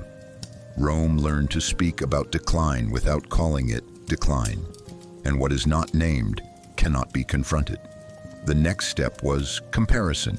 Every new problem was measured against worse moments in the past. We survived this before. It was harder then. History was used not as a guide, but as anesthesia. By constantly comparing the present to catastrophic memories, Rome made current deterioration feel acceptable. As long as things were not as bad as the worst remembered moment, they were considered manageable. Gradualism did the rest. Decline arrived slowly enough for adaptation to keep pace. People adjusted expectations, standards lowered quietly. What once would have caused outrage became routine. The extraordinary became ordinary. This psychological process is powerful. Humans can endure almost anything if it happens gradually. Rome did not collapse under unbearable weight. It shrank under tolerable pressure. Institutions played a central role in this normalization. They continued to function even as their purpose faded. Offices still existed. Titles were still honored. Procedures were still followed. This created the illusion that the system remained intact. Form survived longer than substance. As long as rituals continued, it felt improper to speak of endings. Collapse seemed like exaggeration when the calendar still looked normal. Normalization also protected self-respect. Admitting decline requires admitting failure. For elites especially, this was unbearable. It was easier to accept reduced influence than to accept irrelevance. Easier to manage decay than to name it. Rome's leaders did not see themselves as overseers of collapse, but as custodians of stability under difficult conditions. This self-image allowed them to function without confronting the truth. Perhaps most tragically, people normalized decline because resistance felt futile. When change appears impossible, acceptance becomes survival. Hope shifts from renewal to endurance. The goal becomes getting through the present rather than shaping the future. Rome learned how to endure its own erosion. By the time collapse became undeniable, it no longer felt shocking. It felt like the final step in a long, familiar process. Rome did not fall suddenly. It ended the way many systems do, by getting used to ending. Normalization is the quiet accomplice of decline. It does not destroy systems by force. It convinces them there is nothing left to save. Why do those who reach the truth too late punish it more harshly? Truth is most dangerous when it arrives late. Early truth can still change direction. Late truth threatens identity. When a system finally confronts reality after long denial, it does not experience relief. It experiences shame, fear, and rage. At that point, truth is no longer a guide. It is an accusation. And systems, like individuals, often respond to accusation with punishment. Those who accept truth late are forced to face what delay has cost them. Missed opportunities, preventable damage, choices not taken. This realization is psychologically unbearable. To admit that disaster could have been avoided is to admit responsibility. Instead of absorbing that responsibility, systems redirect it. Truth becomes the enemy. Those who speak it become convenient targets. Punishing truth feels easier than punishing oneself. In Rome, late truth exposed not only failure, but hypocrisy. The Senate had long presented calm, control, and continuity as wisdom. When reality finally shattered that image, the contrast was humiliating. Truth revealed that caution had been cowardice, and delay had been decision. This collapse of self-image created anger, and anger sought an outlet. Those who spoke plainly were accused of betrayal, defeatism, or disloyalty, anything to avoid admitting error. There is also fear embedded in late recognition. When truth is finally undeniable, the system senses its own vulnerability. Authority weakens. Control feels fragile. In that moment, silencing truth becomes an act of self-defense. Punishment is used not to correct reality, but to reassert dominance. Rome did not punish truth because it was false. It punished it because it arrived when power could no longer manage its implications. Late truth also threatens narrative. Systems survive on stories about competence, stability, and legitimacy. Truth that arrives too late disrupts these stories completely. It cannot be integrated gently. It demands radical change or collapse. Faced with that choice, many systems choose repression. By punishing truth, they attempt to preserve narrative even as reality collapses beneath it. Perhaps most tragically, those who punish late truth often believe they are protecting order. They see truth-tellers as accelerants of chaos. But in reality, chaos is already present. Punishment does not restore control. It only deepens fracture. The system fights the messenger because it cannot fight the consequences. History shows a cruel pattern. The longer truth is delayed, the harsher the reaction when it finally appears. Early warnings are ignored. Late warnings are punished. In both cases, truth loses, but in different ways. Rome reached the truth too late to be saved, and too late to be forgiven. Truth, when delayed, becomes unbearable. And what is unbearable is often destroyed, not because it is wrong, but because it arrives when the system no longer has the strength to face itself. When Rome still ruled the world, but had already lost itself. There was a moment when Rome commanded armies across continents, dictated laws to distant peoples, and shaped the fate of the known world, yet no longer understood who it was. Power remained vast. Influence remained unquestioned, but purpose had faded. Rome still ruled others while no longer ruling itself. This is the most deceptive phase of decline, when external dominance masks internal emptiness. Rome's institutions continued to expand authority outward, even as cohesion dissolved inward. Conquest became habit rather than necessity. Administration replaced vision. The empire knew how to manage territories, but not how to renew meaning. What once unified Rome, shared struggle, civic responsibility, and belief in a common destiny, slowly dissolved into procedure and privilege. Power survived, identity did not. In this phase, success became automatic. Victory no longer required reflection. Expansion no longer demanded moral justification. Rome acted because it could, not because it knew why. This hollowed its core. When power is no longer tied to purpose, it becomes mechanical. The empire functioned efficiently while drifting aimlessly. Strength existed without direction. The Senate embodied this loss of self. It spoke endlessly of tradition while forgetting why those traditions existed. It preserved forms while neglecting substance.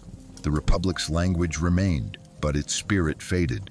Rome was still governed by rituals designed for a city-state, not an empire.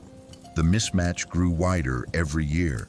Instead of redefining itself, Rome clung to inherited identity long past its relevance. Externally, Rome demanded obedience without loyalty.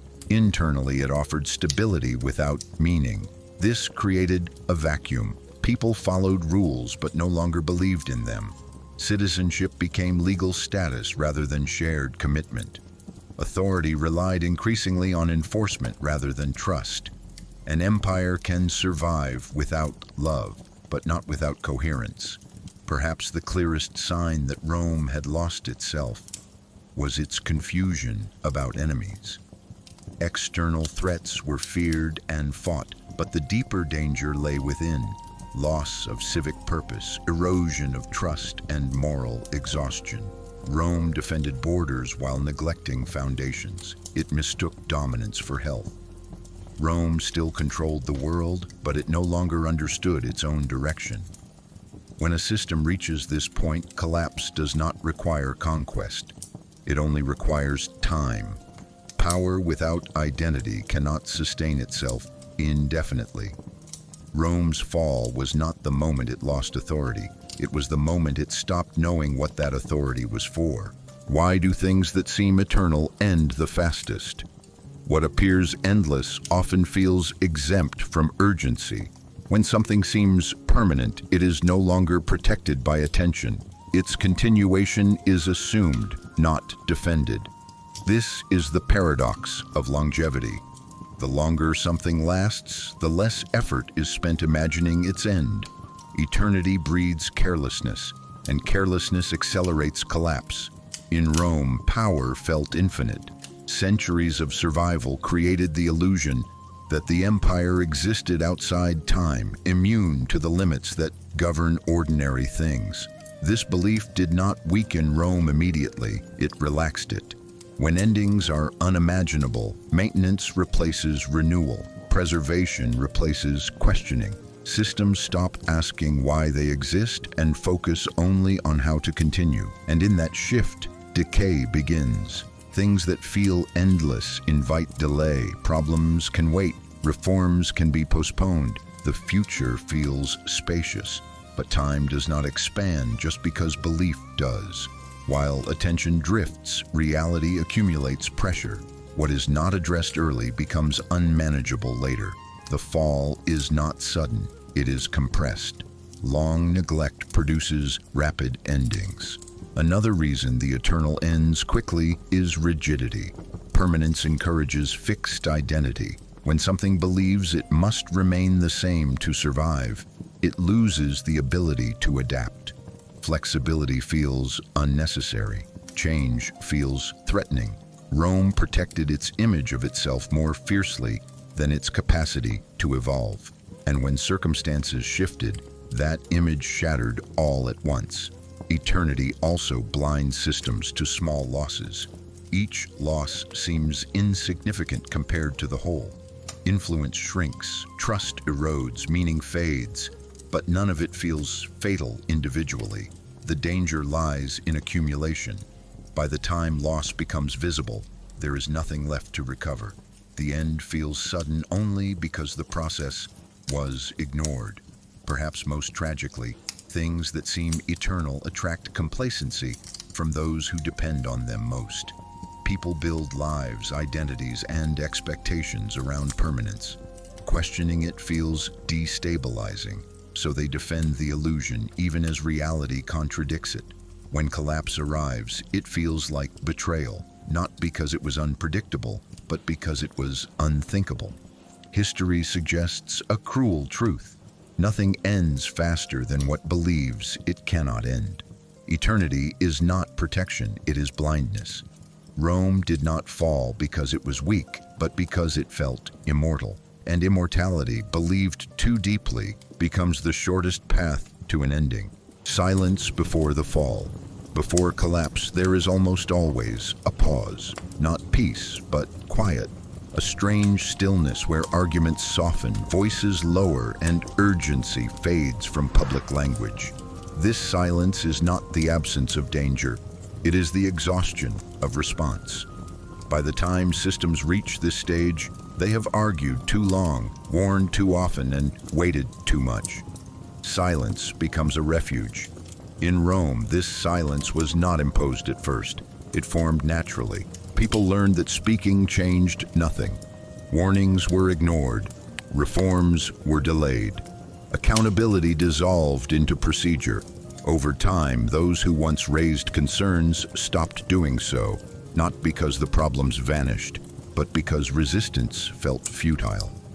Silence replaced hope. The elite embraced silence as stability. Fewer confrontations meant fewer risks. Calm language preserved authority. Disagreement was framed as disruption. Unity, even false unity, felt safer than conflict.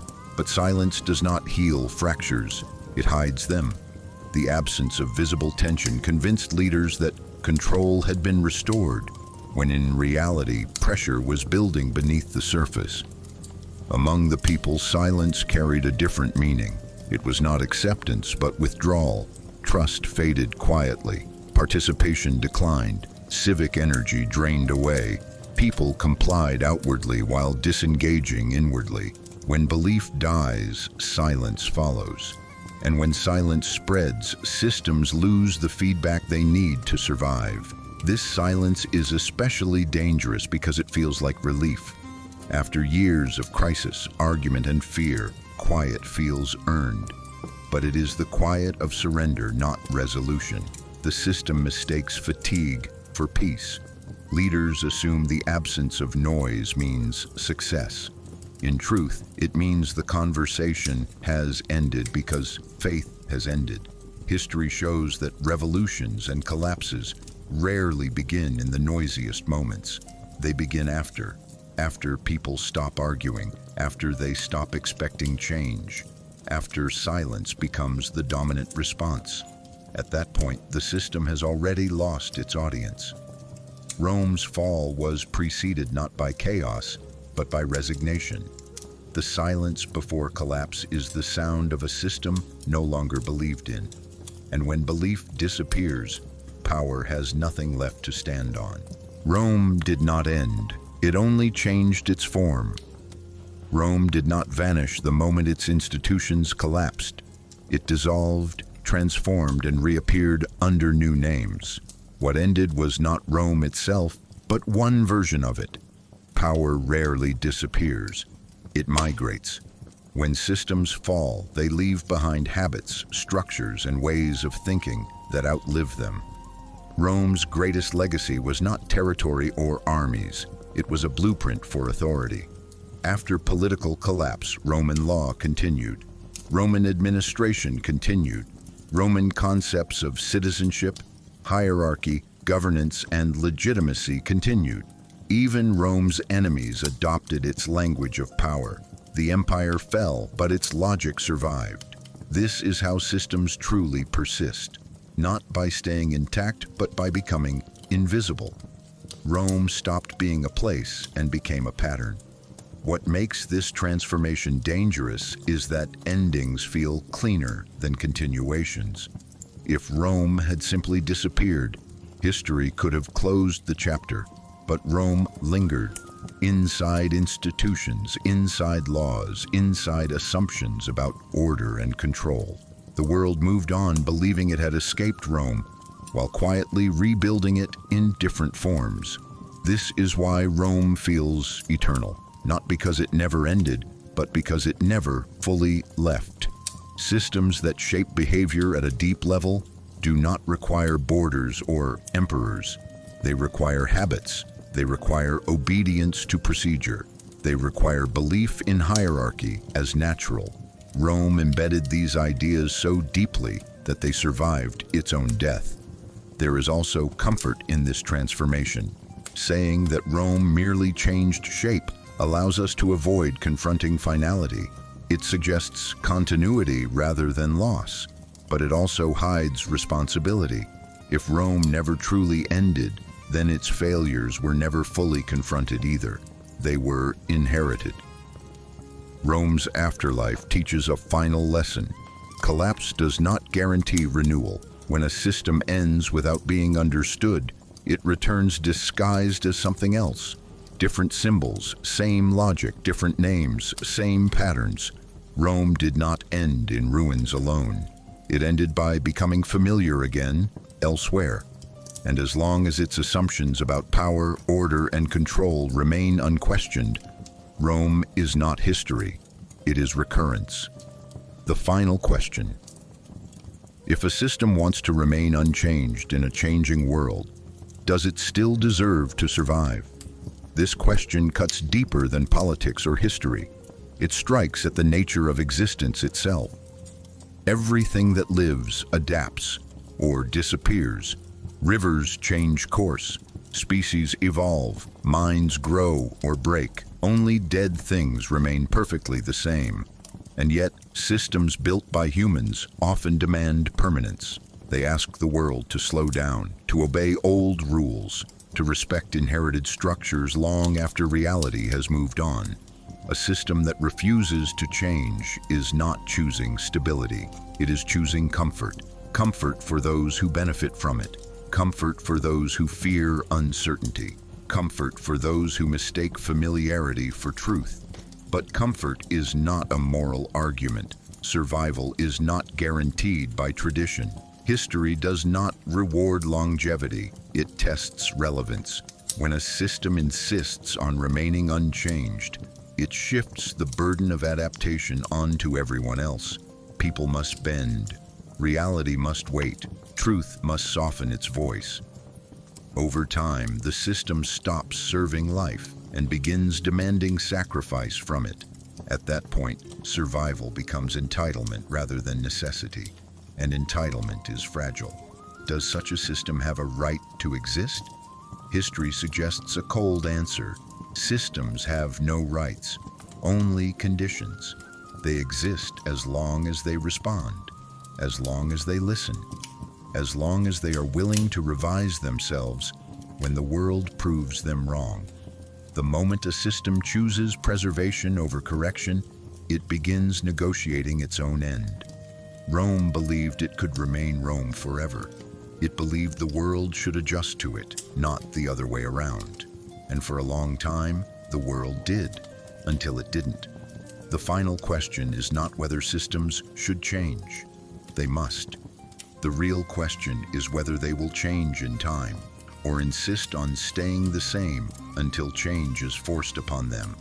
Because when change arrives by force, it is no longer evolution, it is collapse. If this story stayed with you, it's not because it was about Rome, it's because it was about patterns we still live inside. History is not a collection of dates, it is a mirror that only works if you keep looking into it. On this channel, we don't rush conclusions. We don't simplify collapse. We don't tell you what to think. We slow down. We listen. We trace how power, fear, silence, obedience, and belief shape human behavior again and again across centuries. If you're someone who feels that history is not finished, if you sense that the past is still whispering inside modern systems, if you're interested not just in what happened, but why it keeps happening, then this channel is for you. Here we explore empires not as victories, but as warnings. We study power not to admire it, but to understand its cost. We talk about truth not as comfort, but as responsibility. New stories will continue, stories about civilizations that seemed eternal, about systems that collapsed quietly, about people who warned too early, spoke too late, or stayed silent. So if you want to stay with these questions, if you want to keep listening, thinking, and looking deeper, subscribe, not to support the channel, but to stay awake. Because history doesn't repeat itself loudly, it repeats itself quietly, in the minds of those who stop questioning. And this channel exists for one reason only, to keep the questions alive. A silent forest.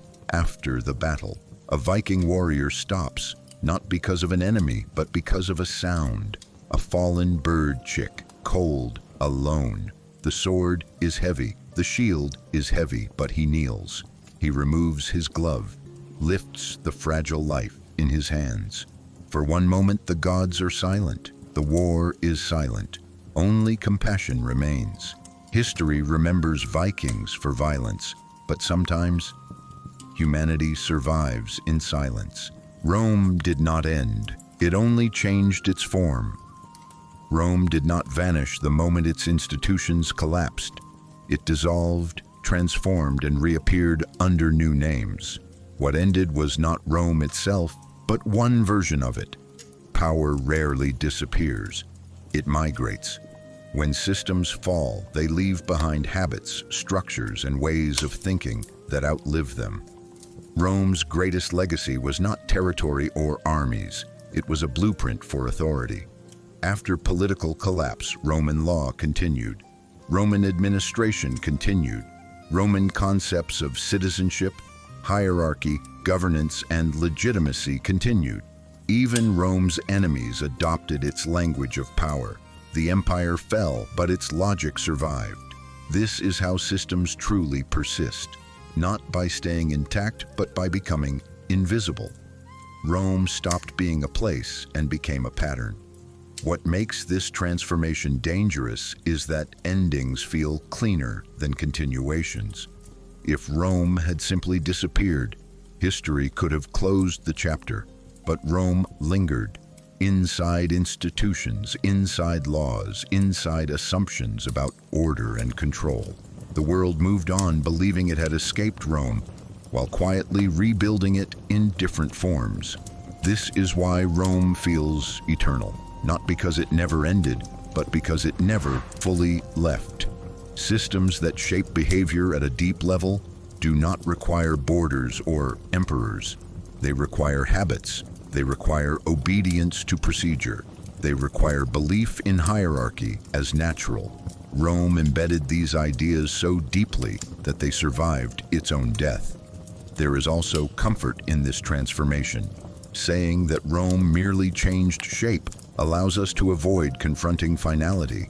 It suggests continuity rather than loss, but it also hides responsibility. If Rome never truly ended, then its failures were never fully confronted either. They were inherited. Rome's afterlife teaches a final lesson. Collapse does not guarantee renewal. When a system ends without being understood, it returns disguised as something else. Different symbols, same logic, different names, same patterns. Rome did not end in ruins alone. It ended by becoming familiar again, elsewhere. And as long as its assumptions about power, order, and control remain unquestioned, Rome is not history, it is recurrence. The final question. If a system wants to remain unchanged in a changing world, does it still deserve to survive? This question cuts deeper than politics or history. It strikes at the nature of existence itself. Everything that lives adapts or disappears. Rivers change course. Species evolve. Minds grow or break. Only dead things remain perfectly the same. And yet, systems built by humans often demand permanence.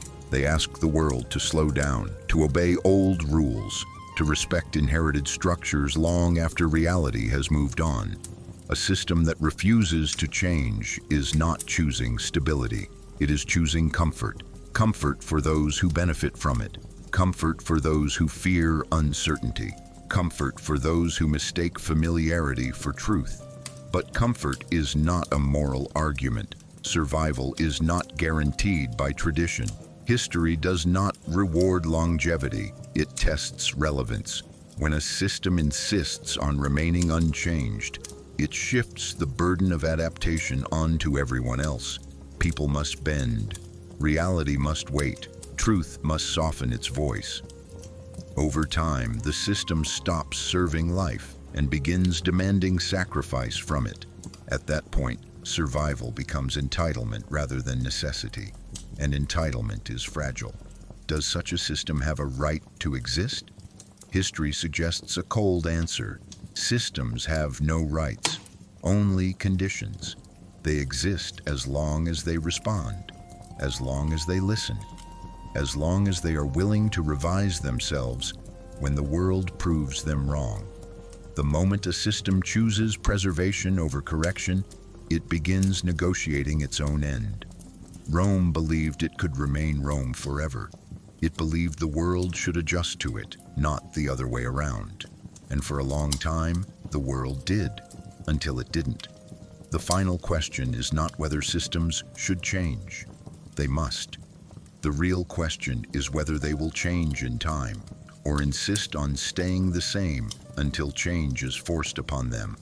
Because when change arrives by force, it is no longer evolution, it is collapse.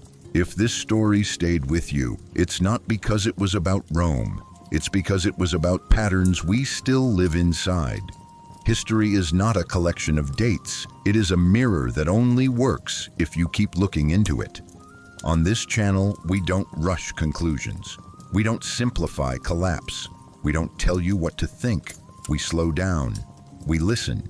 We trace how power, fear, silence, obedience, and belief shape human behavior again and again across centuries. If you're someone who feels that history is not finished, if you sense that the past is still whispering inside modern systems, if you're interested not just in what happened, but why it keeps happening, then this channel is for you. Here we explore empires not as victories, but as warnings. We study power not to admire it, but to understand its cost. We talk about truth not as comfort, but as responsibility. New stories will continue, stories about civilizations that seemed eternal, about systems that collapsed quietly, about people who warned too early, spoke too late, or stayed silent. So if you want to stay with these questions, if you want to keep listening, thinking, and looking deeper, subscribe, not to support the channel, but to stay awake. Because history doesn't repeat itself loudly, it repeats itself quietly, in the minds of those who stop questioning. And this channel exists for one reason only: to keep the questions alive. A silent forest. After the battle, a Viking warrior stops, not because of an enemy, but because of a sound. A fallen bird chick, cold, alone. The sword is heavy, the shield is heavy, but he kneels. He removes his glove, lifts the fragile life in his hands. For one moment the gods are silent. The war is silent.